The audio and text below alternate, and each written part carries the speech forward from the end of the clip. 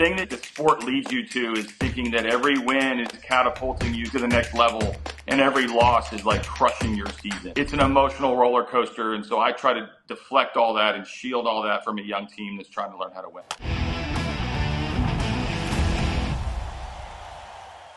The Tigers bullpen has been good. Dude, so good. And if you catch a baseball fan that probably is, a 6 or 7 on the knowledge scale and you ask them to rattle off Tigers bullpen names, they're not going to do well. I can name Foley because they saw him I can't even name. I know Foley. Foley. Best. Right. Foley and Holton. Best. Yeah. Best. We can quiz AJ Hinch. I hope he knows. Yeah, the rest of them are, I don't know. Dude, name their 5 starters. Well, they're not really using 5 starters right now. They're using Montero and Skubal, and then Reese Olson was in there, but they need Casey Mize to consistently start. They need. Stop. Let's ask AJ the second. AJ. Let's quiz him. Let's see if he can name his bullpen. Tigers manager better AJ Hinch with us. So the AJ, less smart one. Good to see you, dude. Obviously loving this late push, and we were just going over how you've got an unsung bullpen. Would you agree with that? And do you feel like most of the country doesn't know what your pitching staff looks like or what their names are? I should say. Yeah, I think most of the country doesn't know how we're using our pitching, but we've been pretty creative with all of our guys, and you should get to know them. I mean, they've been reliable. Tyler Holton has been an incredible story all year. I lean on him all the time. It's like the old school 90-inning reliever, and he comes in. He's started games, he's closed games, he's pitched every inning, I think, this year, and he's been incredible. Jason Foley, who's been the back end of our bullpen for the majority of the year, has been very incredible. Will Vest is another name to mention. Now, we have a completely different balance of that bullpen compared to the beginning of the year. We had Andrew Chafin down there. We've had others down there. But each guy that we're putting in seems to thrive in the unknown. Bo Brisky, this series against the Royals has been incredible in the 2 games that we've won. So I got to give guys days off every now and then, but we're pressing the pedal down these last couple of weeks. How much of a group think are those decisions? I know you have to make the move in the game, but this isn't the bullpen that you built at the beginning of the season. Like you just said, you had Lang closing, you had Chafin coming in, getting significant innings. How much is this hey, what is this guy doing in the minor leagues? Okay, I'm going to kind of put it in against this spot in the lineup. Yeah, so there's a lot that goes into it. And at the deadline, when we made trades and our pitching staff changed, it was we got together. We just started thinking, how can we maximize our depth? We have incredible depth. We have a lot of good arms that we really like. You're seeing them now with Ty Madden coming up, Reese Olson's back being healthy.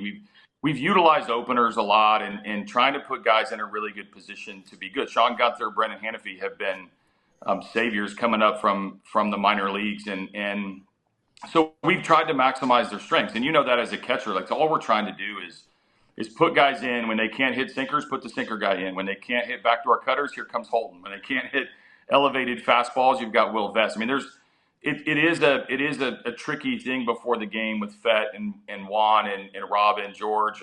All my staff, we think about what the scenarios are going to be. Now, this series, none of us have come up with a great solution for Bobby Witt Jr. He's a real problem, but it's good to have a lot of options and be able to mix and match. Maybe the same guy that faced Bobby Witt last night doesn't face him tonight. Maybe we go a little bit backwards when it comes to the order in which we're using our pitching. So I kind of take it back to, as a catcher, sometimes you just gotta roll with it and find a way to get to their weakness, either via pitch selection or the type of pitcher you bring in. Hinch. All right, Hinch. I can't call you AJ because that's just not right. So you're Hinch from now on. Hinch. When you guys traded Chafin, you mentioned him, and you traded Flaherty away, and you looked and you're like, we got no chance. We're not going to be playing meaningful games with 10 games to go. Now all of a sudden here you are, and you said we're putting the pedal to the metal. Is it a surprise to you that you're where you're at? Well, Przinsky. No. So I want to call you Przinsky now. I think when we made those trades, there's 2 things going on at the same time. One thing is, where are you at in that deadline, and what are you doing as an organization? That's obviously the office, and I knew what was going on and how we were trying to make adjustments. The other one is the commitment to the young players and then trying to maximize the season, which didn't mean losing. We never once said like, hey, we're going to cash in the rest of the year. It was like, how do we find our strengths? How do we get some of our young guys up here? When we got healthy and Riley came back and Kerry Carpenter came back, Parker Meadows came back, we got a lot more athletic and a lot more interesting. And then we started having a few walk-off wins. And then we just started chipping away towards 500. I told our team, we can't really talk any differently until we get to 500. Once you get to 500, we got to try to separate and win a few more series to get above that. Then you're going to look up. We're going to play all 162, and they'll count them up. And I know our fan base and our media, they ask me all the time, like, all we really focus on is trying to get these players better and try to win today's game. Now we're looking up and saying, hey, 10 games left. We keep chipping away at these wins, and we can make things really interesting towards the end. But that doesn't happen if we don't kind of finish off today with Scoobel against the Royals. It's a big game today. And yesterday felt like a big game. Today's probably bigger because you're running out of games that you can win to make it to the postseason. And our team bought into that, and they understand, this is how we're playing. And it's a pretty loose group. They're fun to manage and fun to watch grow in what is playoff baseball right now in September, the way we're going about it. I have never managed or coached in the big leagues, but playing in the big leagues and playing in a pennant chase and losing a big game, having your guy out there and somehow blowing it, whether it's an error, whether it's a save, how hard is that as a manager who is trying to save guys, keep guys healthy, and put the best team out there for these last 10 games?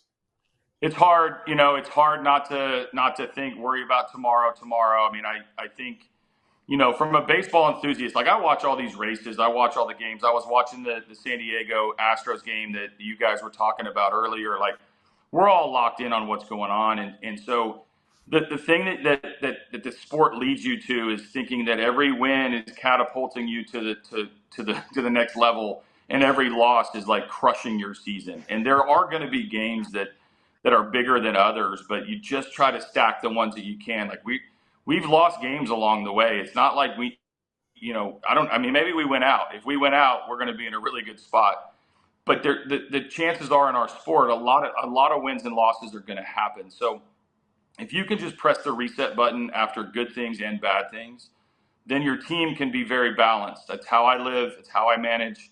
Obviously, I'm going to take more positive than I'm going to crush on the negative, because the negative is not going to help you. But, it's an emotional roller coaster. And so I try to deflect all that and shield all that from a young team that's trying to learn how to win. Okay, you have Scoobel going tonight. Yeah. And he's been pretty much every fifth day. So with 10 games left, will that mean he pitched tonight? And he'll get 3 more starts if you count tonight. So he'll get tonight. You have an off day, I believe, tomorrow, correct? And then you finish out the year the rest of the way. So he'll be able to get 3 more starts. No, we have an off day on the Monday after the Orioles series. So we have an off day tomorrow. We play Baltimore for 3. We have an off day. Tarek will pitch the Tuesday game against Tampa with 6 games remaining. So obviously that sets up decision point the last day of the year. But so yes, there's a chance that we could see him on the mound more. There's also a little bit of planning to do series by series, but he won't pitch in the Baltimore series because he's pitching today. He'll pitch the opener against Tampa, and then we'll see, series by series how we're doing. Hey, I'm looking at Scoobel's numbers this year against KC. It looks like actually the only team that's hit him. Do you remember what happened? Put those away. Put those away right now. I don't want to hear about them. I don't want to talk about it. I don't want to talk about Salvador Perez. I hope he's tired and needs the day off today. Like I don't really like to talk about those things. Thank you. Okay, fine, fair. Well, it actually just sparked something for me then. I can do that. It's easy. You just ask and your wish is my command. But then I'm going to ask you a sort of a different question because I know you're paying attention to the game. This past weekend, Cole intentionally walked Evers with a 1-0 lead and nobody on.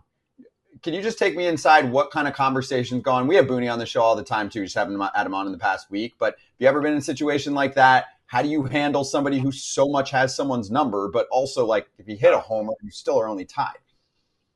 Really hard spot. I don't know about the conversations that were had. I mean, I went a whole season and didn't walk somebody until the World Series when Juan Soto was Superman like he normally is. I've done it a lot more now with the extra inning rule and I did it the other day in San Diego. I had my choice between Arise and Tatis with the winning run on second. We walked Arise. Didn't think we were going to punch him, that's for sure. And then Tatis singles to left in I think it was his first game back or first series back. So it's tough when you make those decisions in the middle of the competition, and then obviously on the front end when you know somebody owns you or has had good fortune. It's really hard. I mean, it's hard for me to comment on the Yankees situation because I'm not there. I don't have the conversations. I know, for Garrett to do that, I did have him for a few years. It must have been weighing on him for much longer than just the 3 innings that he had pitched. And the pitcher obviously is the guy that's throwing the ball and needs to feel confident in what he's doing. So super hard situation. And a lot of times those are talked about before the game. And you're very aware of, like I was talking about Salvador Perez tonight against Tarek. Salvi has just as good in numbers against Tarek as anybody in baseball. So I'm circling that right now as the situation may arise. Doesn't mean we're going to want to pitch to Bobby Witt Jr., who hits right before him, but you got to be aware of the guys that see your guys. Scotty B here from FT. 1 in 5 Americans have learn a new language on their bucket list, and you should make 2024 the year you finally check it off the list with Babbel. Babbel is the science-backed language learning app that actually works. Babbel's designed by real people for real conversations. Kratz here. Brawny, you know what I'm doing? I'm working on my Spanish so that I can get my pronunciation and accent game to the next level. Babbel's speech recognition technology makes that happen. Good job, Kratz. So here's a special limited time deal for FT listeners. Right now, get up to 60% off your Babbel subscription, but only for FT listeners. Again, that's up to 60% off at babbel.com/foul, spelled BABBEL.com/FOUL. Rules and restrictions may apply. With Babbel, you can learn everything you need to have real-world conversations, and all it takes is just 10 minutes a day. I asked Cody Stavenhagen the other day this question. Do you know the significance of April 13th for you guys? No. Okay, that was the day you guys lost a doubleheader to the Twins. And in one of those games, you gave up a 7 spot. Sorry to bring this up to you.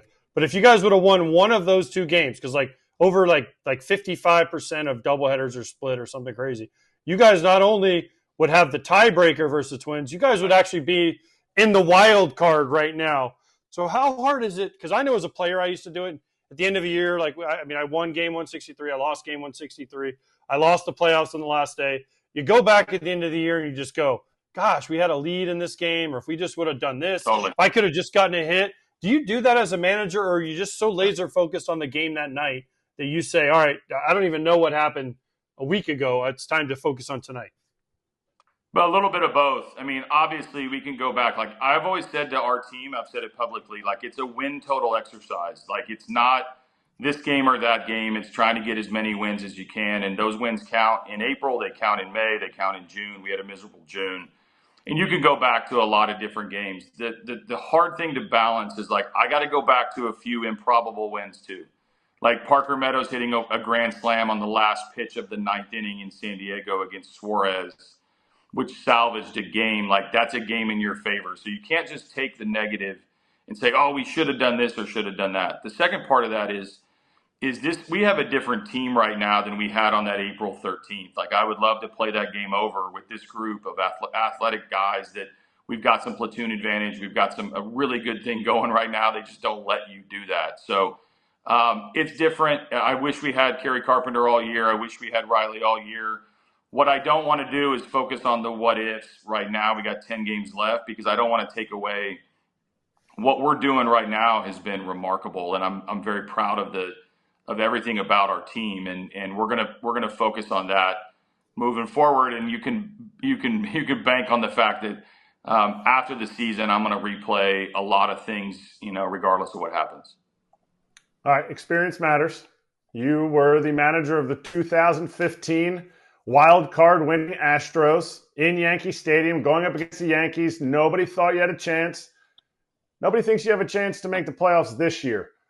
How do you compare that team that made that run to that wild card game and almost bounced us out of the World Series chances for the Royals to this team in 2024, the Tigers that are revamped since the trade deadline? Yeah, I was just telling this story the other day because I'm getting asked a lot by our players, like, what are the playoffs like? I'm like, they're like the games we're playing right now. Like, they're not any different. Maybe a little louder stands, obviously a little bit of more emotion. A lot of things come into play during the playoffs. They're different, but the style of play is the same. Like, I'm going out at 4 2/3 and taking a starting pitcher out. We're pinch hitting in the 4th or 5th inning. We're trying to squeeze every run that we can. So we're playing that style right now. And I'm trying to get our players to understand that. The second part is what your question is, like, this team in Houston in 15, we had not won in forever. We were leading the division all year. We got caught in September and then had to salvage the wild card berth to go to Yankee Stadium. We arrive at Yankee Stadium and you have 45, 50,000 people stand up for the first pitch of the game. And that was like an eye-opening experience for our guys. The one thing that both teams did that I've been around now is we believe. Like, we believe that we're going to win tonight, and we believe we can stack these wins and get to the finish line. Like, obviously, we don't control our own destiny because we don't play the team in front of us, but we do control our win total if we can stack wins to have enough to get into the playoffs. So I like what we're building. I like how we've gotten here. And it's fun to get to the ballpark every day. The first bus is jam-packed every day getting to the ballpark. And as players or ex-players, we all know what that means when the boys are getting to the ballpark early and what that they want to be around each other. By the way, that 2015, Kratz just wanted to bring it up because he won a ring. And, honestly, you guys should have beat the Royals that year. I did that series for Fox, and you guys had them on the ropes, and you should have won Game 4, and they would have been home. And Kratz couldn't, show off his ring. So I'm a little sad about that. So let me tell you something about Kratz. Kratz is just mad because we DFA'd him once in my office in Boston, and he's never going to let me live it down. So he's always got to bring up, the one up that he has on me by getting a ring that year. Got it. Whoops. He likes to say fired, right?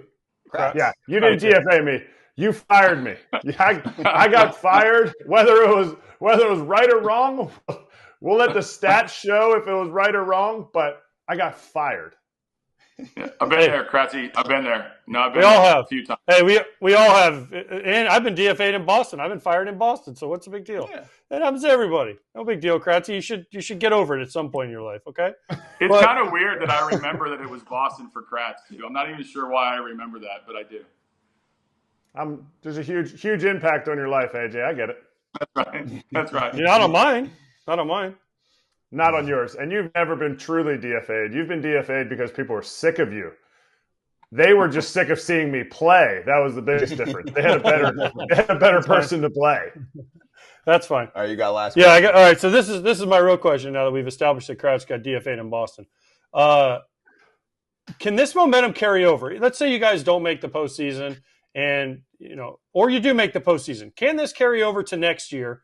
And then will this say to your ownership group, and I know you're only the manager, you're not the GM, you're not in charge, hey, we're this close to really making the old Tigers run of when we had Fielder and Verlander and Scherzer and all those guys. Miggy, can we go out and spend some money and get the guys that we think will help us take the next step, which is a perennial playoff contender and make deep runs into the postseason?